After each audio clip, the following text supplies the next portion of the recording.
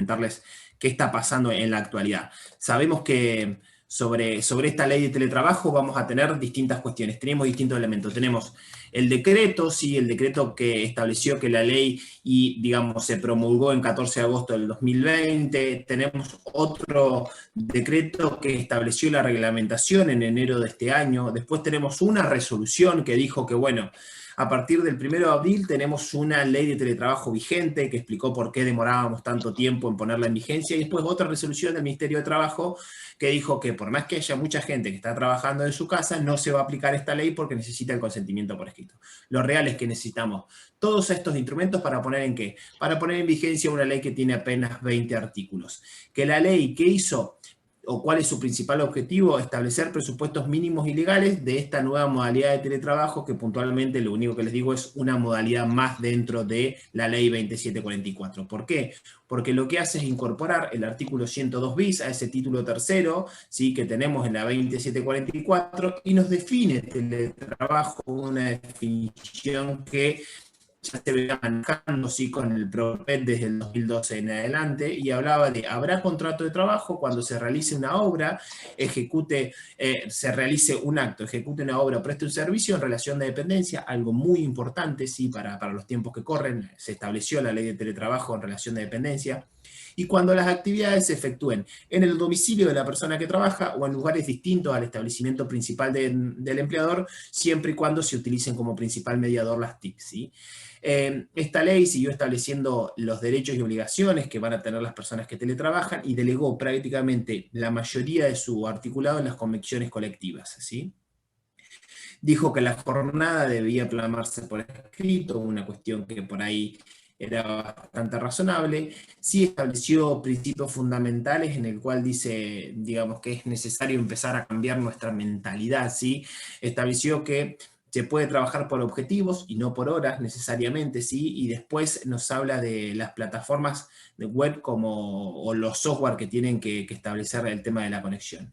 Después, algo muy importante y digno de destacar es el tema del derecho de desconexión, ¿sí? Estableció la ley que el empleador no podrá exigir a la persona que teletrabaja comunicación. La reglamentación cayó un poco en debilidad por cuestiones que obviamente se entienden que es presiones sobre sindicales o más que nada de empleadores. Entonces la reglamentación terminó diciendo que el empleador puede mantener comunicaciones fuera de la jornada laboral, pero la persona no estará obligada a responder hasta que inicie su jornada, algo que por ahí era más que obvio, pero bueno, lo estableció, pero sí se quedó corta porque no estableció ningún tipo de multa ni sanción. Algo que es de importancia, vieron que como toda ley siempre es importante que vayan estableciendo cuestiones de puntas. Una de las cuestiones que estableció el tema de las tareas de cuidados de menores o personas con discapacidad o adultos mayores. Las personas que están en relación de dependencia pueden optar por esta modalidad de teletrabajo cuando tengan estas circunstancias, y en caso de que no se le otorguen pueden caer el empleador ante una situación de discriminación, con todo lo que implica la 23.592, ¿sí? Algo bastante interesante de renombrar. Después impulsa, y algo que me parece muy relevante, es que impulsa a que se debe velar por un uso equitativo de esta ley, ¿sí? Cuando hablamos de uso equitativo, lo hablamos de uso equitativo en cuestión de género, ¿sí? Y se va a promover, ¿sí?, que sean hombres o varones los que participen, ¿sí?, o apliquen al teletrabajo para... Disculpe, doctor, que lo interrumpa. Alguien que tiene el micrófono prendido, por favor, si lo puede desactivar para no desconcentrar al doctor. Desactivo. Ahí lo desactivo. No lo quería hacer para no cortar. Digamos, la ley promueve que sean varones en que utilicen el teletrabajo para que realicen estas tareas de cuidados de personas discapacitadas, menores o mayores, que todo lo que sea relativo voy admitiendo personas también, todo lo que sea relativo a cuestiones muy particulares, en cuestiones de horarios, o que el tema de teletrabajar tenga que hacer foco en el tarea de cuidados, a través de la negociación colectiva se pueden establecer pausas específicas. La jornada de trabajo se va a adecuar a estas personas que tengan a cargo, así, a estas personas con discapacidad o menores o mayores, para que puedan consensuar su vida personal con las actividades propias de una labor, ¿sí? Estas son digamos, algo muy significativo que establece esta ley que apenas tiene 2 meses de vigencia, ¿sí? Después el tema de la voluntariedad, aquellas personas que quieren teletrabajar, la reversibilidad, algo que tan cuestionado fue en su momento, ¿sí? Obviamente la reglamentación estableció que para establecer la reversibilidad necesariamente tiene que haber buena fe contractual, ¿sí? Tanto el Código Civil y Comercial de Nación como el artículo 63 que mencionaba la doctora que me precedía, pero sí nos indicó que el empleador dentro del plazo de 30 días tiene que permitir, digamos, esta vuelta a la presencialidad siempre y cuando la persona inició trabajando de manera presencial, si no va a caer ante el incumplimiento de dar trabajo que establece el artículo 78. Diferente es el caso que las personas que iniciaron teletrabajando no pueden revocar y pretender una presencialidad, ¿sí? Salvo algún acuerdo colectivo individual. Después los elementos, sí, perdón, pensé que me habían hablado. Los elementos de trabajo están a cargo del empleador, sí, como también estos elementos de trabajo no van a ser considerados remunerativos. Algo significativo, y entiendo que por ahí tenemos que estar atentos los laboralistas, sí, es las capacitaciones para esta nueva modalidad de trabajo. Las capacitaciones el empleador las debe garantizar, deberá garantizar, sí, por eso es importante que tengamos esto como un elemento que pueden exigir, y por ahí ahora voy a apuntar a la parte sindical y por eso hablaba de los convenios colectivos. El empleador deberá garantizar capacitaciones relacionadas con las nuevas tecnologías. Lo puede hacer en forma conjunta con la entidad sindical y obviamente con el superpoderoso Ministerio de Trabajo. Después, nos habla de la representación sindical, ¿sí? Que lo va a poder ejercer la persona que trabajaba de manera presencial, y si hay alguna persona que inicia como teletrabajo, lo va a acordar con la entidad sindical. Algo importante en cuestión de higiene y seguridad laboral, sí, es que admite como, digamos, como dentro del listado previsto de la ley de riesgo, los accidentes acaecidos en la jornada y lugar de trabajo, si algo que era tan cuestionable en su momento, ¿sí? Si tenemos un accidente en, digamos, en el lugar de trabajo, el lugar de trabajo se va a transformar nuestra casa, se va a considerar dentro de la ley de riesgo de trabajo, algo que siempre fue cuestionado cuando no existía esta ley, sí, que pasaba con los accidentes acaecidos en casa. Después estableció las prestaciones transnacionales. Si hablamos de prestaciones transnacionales, nos vamos a encontrar con esto, ¿sí? El teletrabajo permite esto, ¿sí? Dejar o llevar el trabajo hacia afuera, ¿sí? Lo cual tiene sus significancias. ¿Por qué? Porque hay que establecer mediante convenio colectivo digamos, un límite a las personas que van a trabajar desde el exterior, ¿sí? de nuestro país. Y eso, los nuevos convenios colectivos, los que están haciendo eso, poner un tope máximo a personas que puedan trabajar desde afuera. Y después le dio las atribuciones, ¿sí? De fiscalización, registro y aplicación de todo lo que es la ley al Ministerio de Trabajo, que sabemos que digamos que es difícil que lo pueda cumplir. Pero las empresas lo que van a hacer junto con la entidad sindical es fiscalizar, y digamos, hay un derecho de intimidad que se le debe respetar a los teletrabajadores en relación a los elementos de trabajo que se les dispone, que se van a hacer mediante auditorías en forma conjunta, donde tenemos que tener especialistas que se dediquen a esto, ¿sí? Para poder hacerlo. Pero bueno, ahí un poquito lo voy a retomar esto en las conclusiones. Todo esto está en la ley. Sabemos que el teletrabajo no es lo que estamos viviendo ahora, que tenemos a nuestros niños en casa o tratamos de consensuar la vida familiar con el trabajo, ¿sí? El teletrabajo está medido y mejora, digamos, el clima laboral, contribuye a la motivación, permite trabajar por objetivos específicos, te permite, digamos, manejarte, establecer pautas de trabajo, manejar herramientas informáticas, planificar, entre otro montón de actividades que están comprobados. Los puestos de la empresa en los cuales se pueden acceder o se pueden teletrabajar, hay una serie de elementos que digamos que necesariamente tienen que establecerse para que la persona pueda teletrabajar, ¿sí? Y lo tiene que consensuar con la entidad sindical para establecer qué puestos de la empresa se pueden teletrabajar y cuáles no. Yo puntualmente planteo que hay un cierto periodo de tiempo que yo tengo que trabajar de manera presencial, si es que después opto por la modalidad de teletrabajo, que necesariamente tiene que variar entre 1 y 2 años, ¿sí? ¿Por qué? Por el tema del tiempo que yo necesito adaptarme, necesito poder comprender todo el circuito que de manera estacional se hace en la actividad.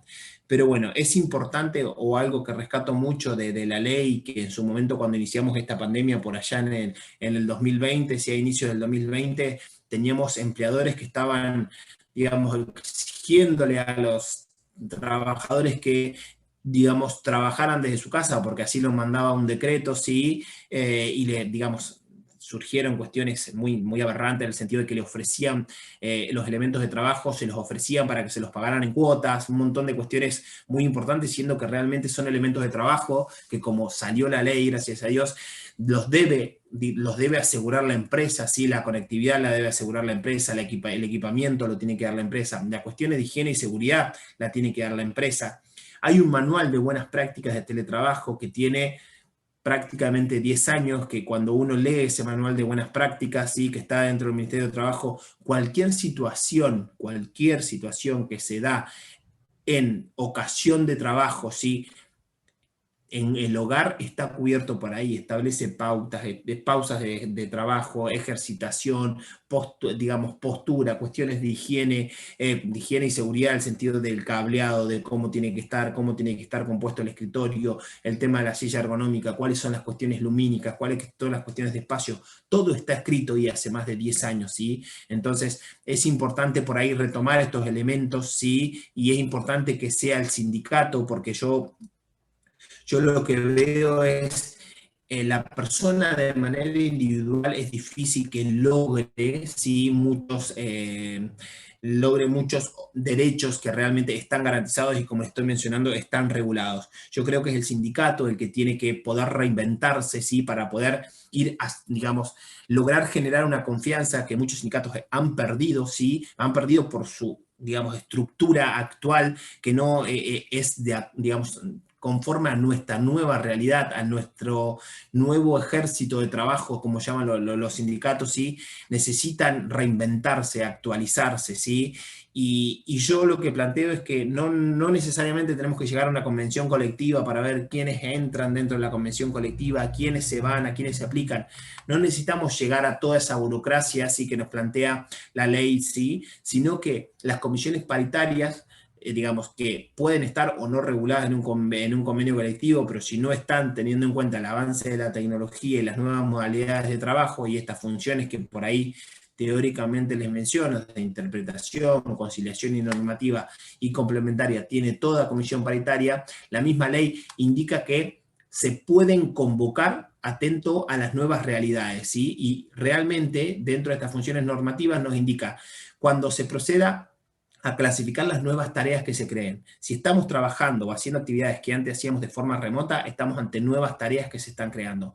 Se están reclasificando las que experimenten modificaciones. Si estamos trabajando o haciendo cuestiones que hacíamos en la oficina, la estamos haciendo desde casa, estamos experimentando modificaciones.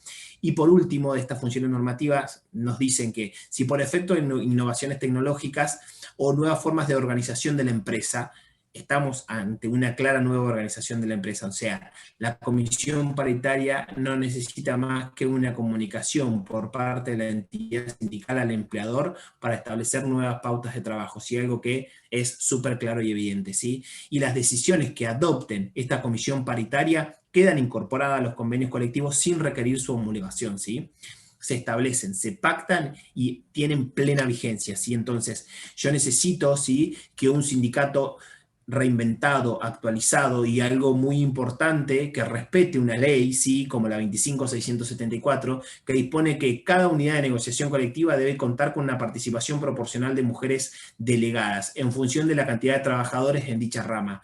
A ver, el teletrabajo y el trabajar desde casa nos ha permitido darnos cuenta, ¿sí?, de cómo es necesario, ¿sí?, que estemos cada vez más unidos como trabajadores, ¿sí?, y más actualizados. ¿Por qué? Porque la ley específicamente nos dice que tenemos que tomar conciencia de todo lo que está pasando, pero la conciencia la van a, digamos, o la conciencia mejor expresada o más, a ver, ¿cómo les puedo decir? Las que mejor conciencia pueden tomar de lo que es trabajar de la casa son las mujeres, porque por su capacidad o el conocimiento de lo que son las actividades, ¿sí? Hoy por lo que veo, digamos, los que son participantes son muchos jóvenes. Hoy, gracias a Dios, las actividades se comparten en el hogar, llevamos a diario todo lo que es el desarrollo de cualquier hogar, pero la perspectiva o la visión que tiene una mujer es totalmente distinta a la que tienen los varones. Entonces, necesitamos simplemente respetar las leyes, actualizar nuestros sindicatos, generar confianza en los sindicatos y que sea el sindicato el que vaya tratando de unir a los teletrabajadores para que, digamos, para algo tan básico como capacitarlo. Necesitamos a sindicatos donde estén personas jóvenes, personas que militen por estos derechos, ¿sí?, que son históricamente conquistados, pero ante la nueva realidad necesitamos que la representación sindical genere nueva confianza, pero genere nueva confianza con una perspectiva de género. Que a mí salga un medio periodístico y me hable de un sub-55 donde encuentro la misma gente, ¿sí?, no me sirve. Yo necesito un sindicato totalmente actualizado que vele por estos derechos que establece la 27555 y con una perspectiva de género que me permita darme cuenta de la nueva realidad que tenemos la sociedad argentina y principalmente aquellas personas que a partir de la nueva normalidad van a poder disfrutar de una ley de teletrabajo que nos va a permitir reconciliar nuestra vida familiar con nuestra vida laboral, sí, pero de una manera totalmente a la que estamos viviendo en la actualidad. Así que bueno, eso ha sido todo. Espero que les haya servido. La idea era dar una noción lo más rápido posible. Este material lo van a poder ver porque digamos, está disponible en el Prezi y les voy a pasar